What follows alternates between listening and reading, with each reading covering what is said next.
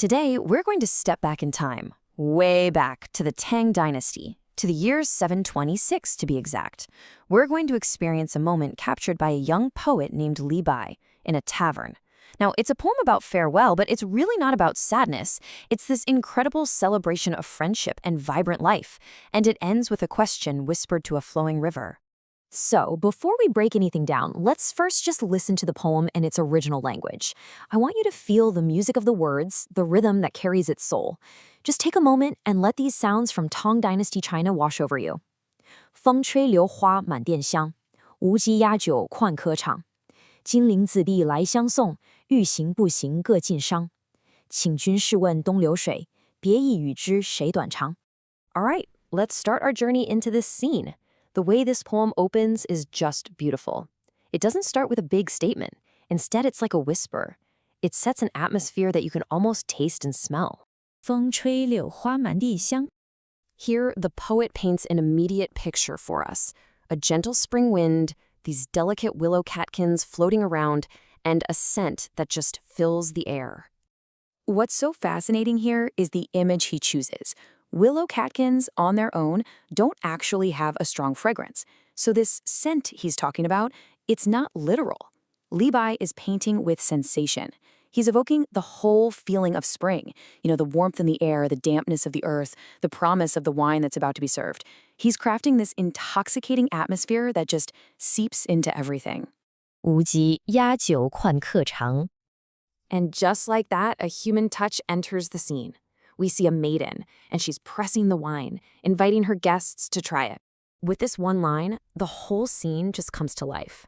The Wu Ji, this local maiden, she's more than just a server. She really embodies the warm, welcoming spirit of Jinling. And that detail about pressing the wine, it speaks to how fresh everything is, this immediate sensory experience.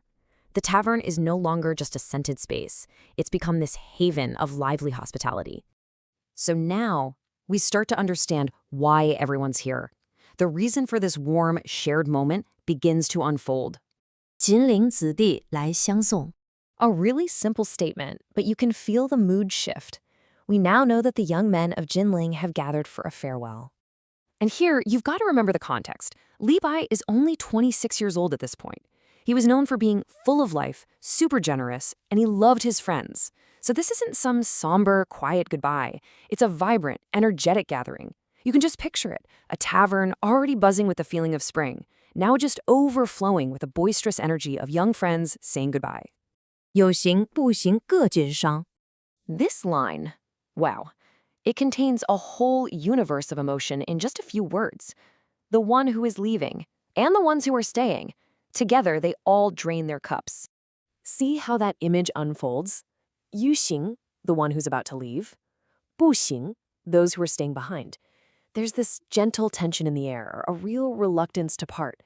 And yet, how is it resolved? With a single shared act. 各尽觞. Every single cup is emptied. It's a moment of perfect unity. It's a toast, not to the sadness of leaving, but to the friendship that makes parting so profound in the first place. And now, we get to the heart of the poem. The poet, warmed by wine and friendship, turns his gaze from this intimate circle of friends to the huge world beyond. He's about to turn a personal feeling into a question for the ages. 请君试问东流水. He's speaking directly to his friends, and really to us, when he says, "Let me ask you." And with this grand gesture, he turns their attention and ours to the eternal river, the mighty Yangzhou, flowing eastward right past Jinling. And here's the poet's challenge, right? How do you give form to something that has no form? How do you make an abstract feeling like farewell tangible? How do you possibly convey the sheer size of this emotion? Well, Li Bai, in his genius, finds a way. 一意与之谁短长. And there it is, the final, absolutely breathtaking question. Which is longer, this endless eastward flowing river, or this feeling of farewell that's filling my heart? By just asking the question, Li Bai basically gives us the answer. The feeling, of course, is as vast as the river itself. It's immeasurable, a current that will just flow on forever. And this gets to the absolute core of the poem. Li Bai chooses the term bieye, which means the feeling of parting. He doesn't use the more common term for parting sorrow.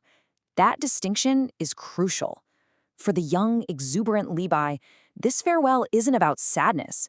It's about the sheer magnitude of the emotion, a feeling as vast, as powerful, and as unending as the river itself. In the end, this poem offers us this timeless metaphor for human connection. It takes a fleeting moment in an 8th century tavern and forever binds it to the eternal flow of water. A personal feeling becomes a universal truth. And so, we're left with a question that echoes through the centuries, a question we can ask ourselves in our own moments of parting. What river measures the depth of your farewells?